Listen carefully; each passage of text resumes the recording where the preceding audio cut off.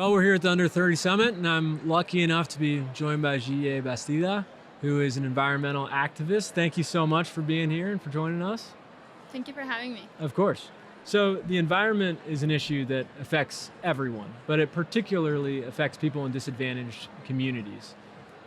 Now, however, you have a lot of people who are very wealthy also taking a lot of interest in it. And I understand that you're working with Richard Branson on some things. Can you tell us a little bit about what you're doing with him? Yeah, so it was actually very interesting for me to find out that there's billionaires who want to put their money into climate. And it's contradictory as well, because a lot of people who get to that position of wealth have done it through things that are hurting the planet. So as a climate activist, it was a conflicting thing.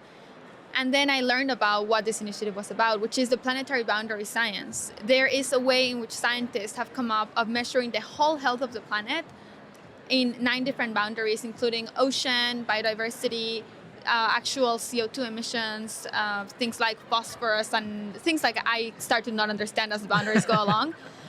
And we have breached 7 of the 9 planetary boundaries, which means we are out of the safe operating zone.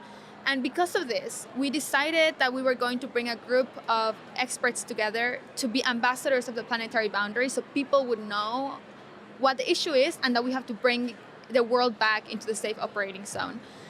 This group includes people like Jane Goodall, like Sylvia Earle, David Suzuki, former President Juan Manuel Santos, former President Mary Robinson, former head of IMF. I mean, it's a really diverse group of economists, presidents, Nobel Prize laureates, and climate activists, which is insane for me to be in that group. And what I've learned is we might disagree on a lot of things, but we need to agree on the health of the planet. We need to agree what the baseline is, and that we have to come into a place where we can thrive, not just survive as humans, but thrive.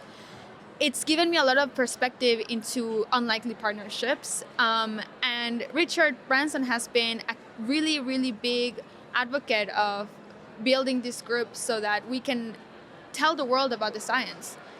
And I come from in indigenous communities. Science has been a very debatable thing for us because sometimes scientists come, take knowledge, leave, and it's like extracted.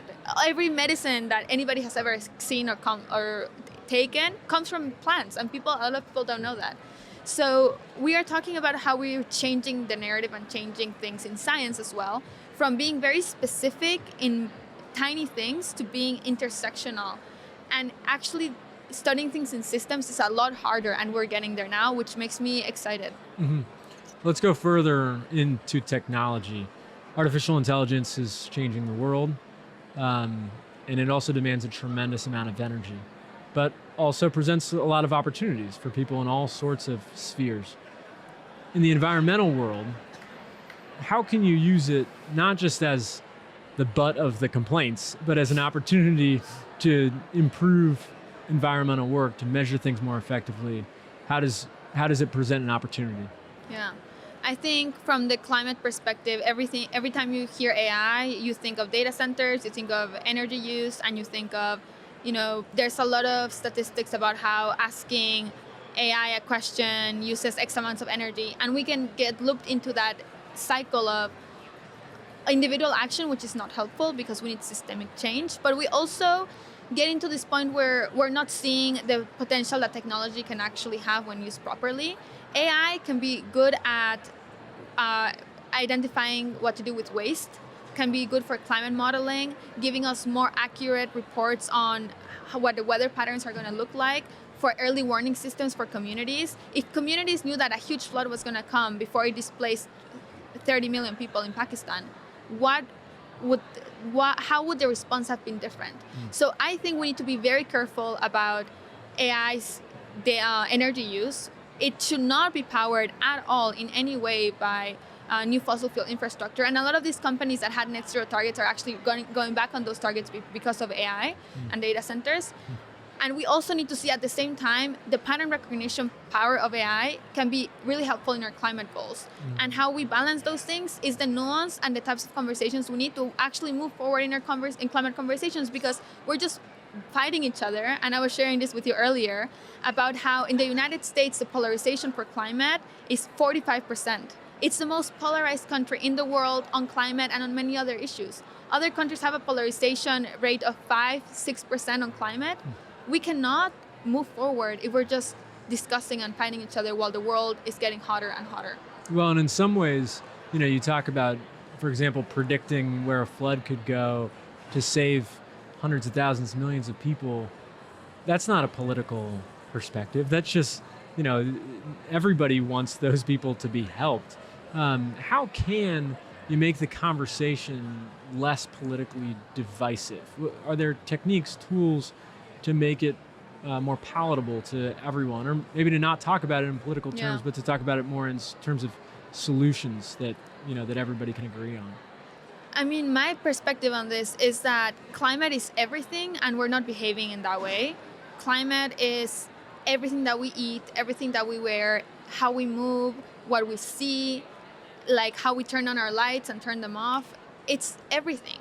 And so if we are not seeing it as an interconnected issue where anything can be a solution, we're really losing out on the big picture. And we're operating in a world that is not, it's like the world of 50 years ago. We're not operating in our reality today. And that is why we're seeing rising sea levels in cities like Jakarta, where now Indonesia is thinking about moving the capital. We're seeing Pacific Island nations really saying we're going to have to become digital nations because we're going to be underwater. New York City is building a wall for flooding that is actually going to displace water to other communities in the city like East Harlem. And we cannot just put band-aid solutions on things. We need true systemic holistic solutions. And I think my generation is bringing and sounding that alarm, and it is an alarm. It has to be one, but it has to be one where we are willing to have an intergenerational cooperative movement where I'm not judging somebody on the first thing that I know about them. We need to see each other's potential to be radically collaborative and solve this crisis. Xiye, thank you so much for your time. Thank you.